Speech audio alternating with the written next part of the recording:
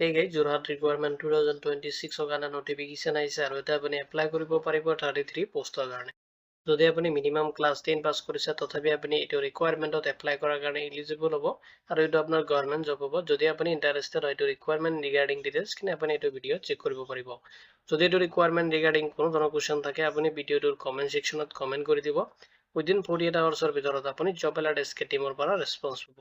যদি আপুনি ইণ্টাৰেষ্টেড আৰু আপুনি ভাবি আছে যোৰহাটত আপুনি আসাম এগ্ৰিকালচাৰ ইউনিভাৰ্চিটিত আপোনাৰ নিজৰ কেৰিয়াৰটো ষ্টাৰ্ট কৰিব দেন এইটো ভিডিঅ' আপোনাৰ কাৰণে বহুত ইম্পৰ্টেণ্ট হ'ব গৈ আছে। দেন আহক দেৰি নকৰি আজিৰ ভিডিঅ'টো আৰম্ভ কৰোঁ। এতিয়া চাব ৰিকুৱাৰমেণ্ট অভাৰভিউখিনি। অৰ্গেনাইজেশ্যন আসাম এগ্ৰিকালচাৰ ইউনিভাৰ্চিটি যোৰহাটৰ পৰা আহিছে নটিফিকেশ্যনটো। এডভাৰটাইজমেণ্ট নাম্বাৰটো দি আছে, যদি আপুনি বিচাৰে এইটো আপুনি নোট কৰি ল'ব পাৰে। টোটেল ভেকেঞ্চি দি আছে, আপুনি 33 পোষ্টত এপ্লাই কৰিব পাৰিব আৰু জব যিটো টাইপ হয় এইটো আসাম গভৰ্ণমেণ্ট জব হ'ব।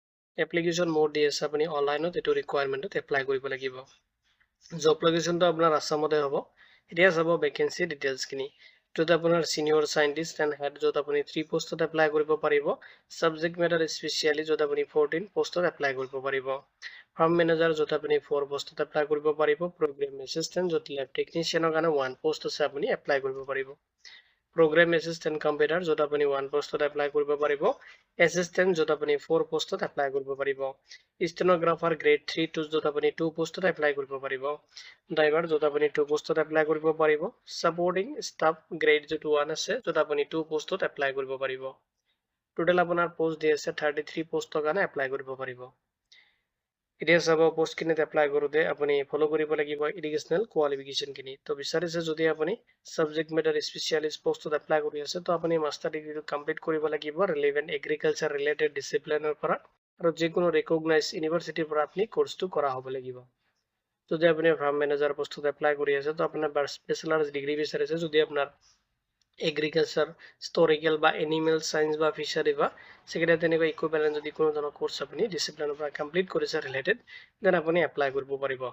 যদি আপুনি প্ৰগ্ৰেম এছিষ্টেণ্ট লেব টেকনিচিয়ান পোষ্টত এপ্লাই কৰি আছে দেন আপুনি বেচেলাৰ ডিগ্ৰীটো কমপ্লিট কৰিব লাগিব এগ্ৰিকালচাৰ ৰিলেটেড তেনেকুৱা চায়েন্স ডিচিপ্লিনৰ পৰা আপুনি কমপ্লিট কৰিলে এপ্লাই কৰিব পাৰিব। প্ৰগ্ৰেম এছিষ্টেণ্ট য'ত কম্পিউটাৰ বিচাৰিছে আপুনি বেচেলাৰ ডিগ্ৰীটো কমপ্লিট কৰিব লাগিব।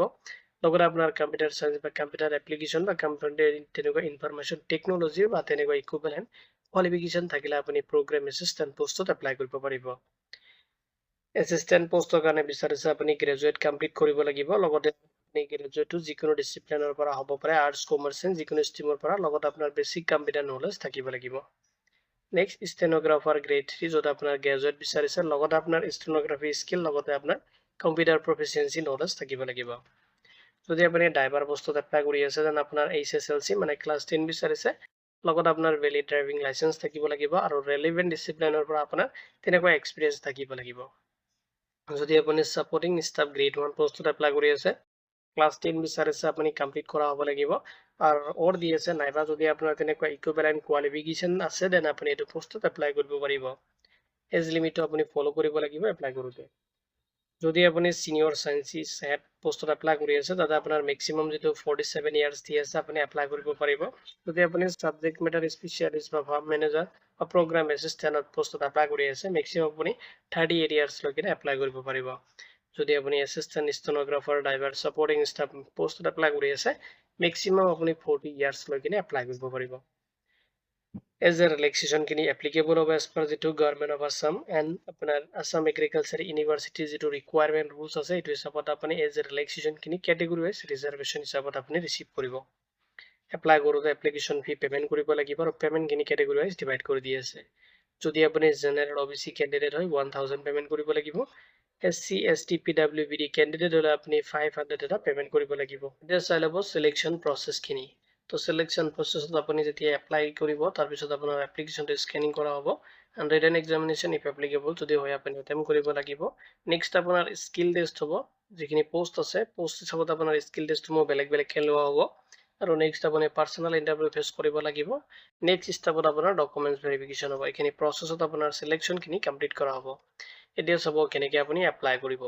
এপ্লাই কৰিবলৈ ফাৰ্ষ্টত আপুনি অফিচিয়েল ৱেবছাইট যিটো আছে আছাম এগ্ৰিকালচাৰ ইউনিভাৰ্চিটি তাতে ভিজিট কৰিব লাগিব।